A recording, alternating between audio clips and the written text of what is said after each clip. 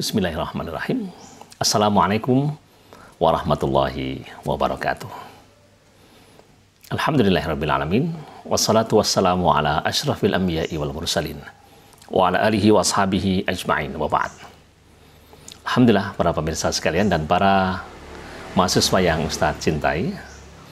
Mudah-mudahan kita senantiasa mendapatkan kesehatan dan kesehatan kita senantiasa bisa kita daya gunakan untuk sebaik-baiknya kemaslahatan kehidupan kita, dan mudah-mudahan Allah senantiasa menjadikan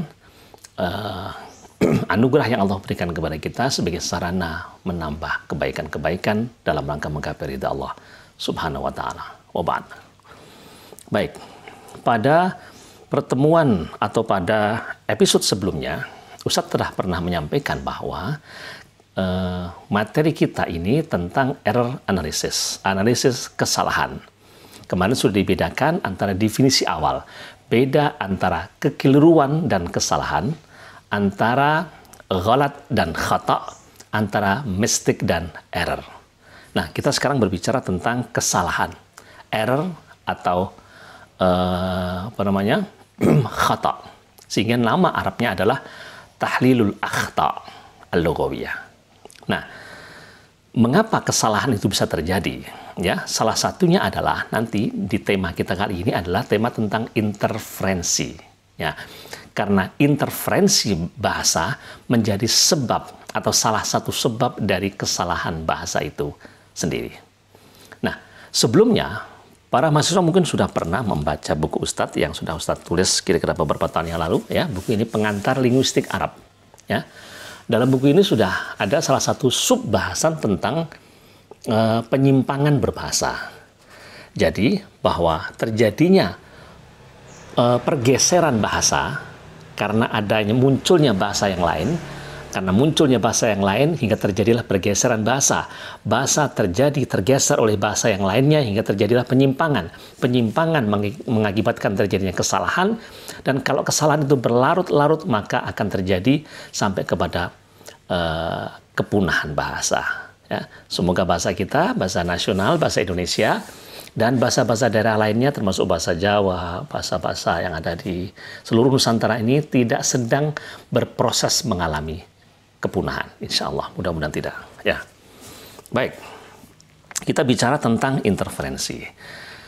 Ya, sebagaimana sebelumnya sudah Ustaz sampaikan bahwa di antara sebab terjadinya kesalahan berbahasa adalah interferensi, atau interferensi menjadi salah satu penyebab dari terjadinya kesalahan bahasa atau al-akhta al-lughawiyah.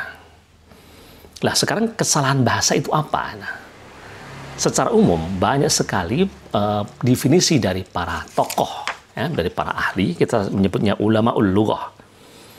Ada yang menyebutkan bahwa interferensi adalah kekeliruan yang disebabkan oleh terbawanya kebiasaan-kebiasaan ujaran bahasa atau dialek bahasa ibu ke bahasa kedua atau bahasa sasaran. Masih ingat bahasa ibu? Ingat, bahasa ibu bukan bahasa yang diucapkan oleh ibu. Bahasa ibu itu bahasa pertama, bahasa yang ia dapat tanpa melalui proses pembelajaran. Itu namanya bahasa ibu, ya. Bukan bahasanya ibu, ya. Kalau ibu pakai bahasa Inggris, tetapi kita diajari kali pertama ketika bayi pakai bahasa Indonesia, bahasa ibu kita adalah bahasa Indonesia, ya. Bukan berarti bahasa yang dipakai oleh ibu.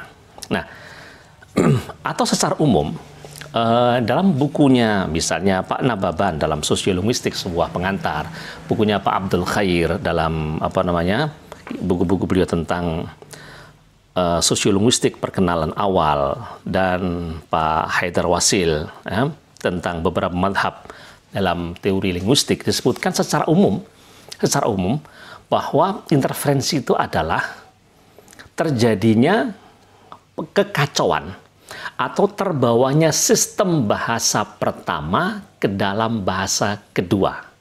Ya, secara umum begitu. Atau dengan bahasa lain, terpengaruhnya penggunaan bahasa kedua oleh bahasa pertama.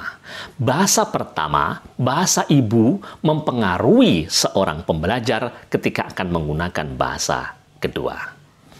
Satu contoh, kita orang Indonesia maka bahasa ibu kita adalah bahasa Indonesia. Kemudian bahasa Indonesia itu mempengaruhi kita ketika kita akan berbicara bahasa Inggris atau bahasa Arab.